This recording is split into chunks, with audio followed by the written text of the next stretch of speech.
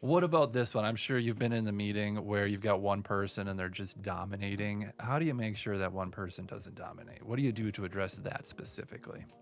I actually have a recent story. So at Mass HVAC, we do Kaizen events. They're called mass makeovers, and I had two people that were completely dominating this beginning of this Kaizen event, and it as a new leader, I'm like, I don't know what's going on. What's going on?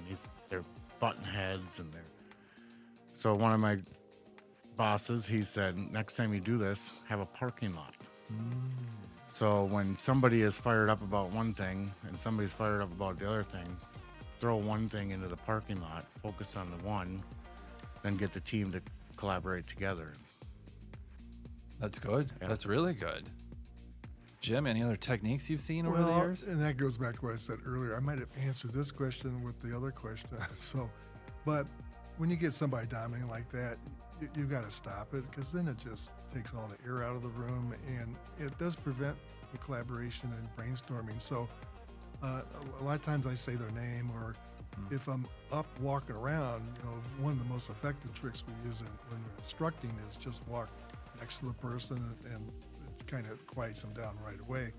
But again, I'm confident enough that I can say, okay, Jeremy, we got it. We heard it. We got to move on here today. We haven't heard from Ted and Sally. So, why don't you weigh in on this, Sally? So I kind of run the meeting that way to make sure we're hearing from everybody.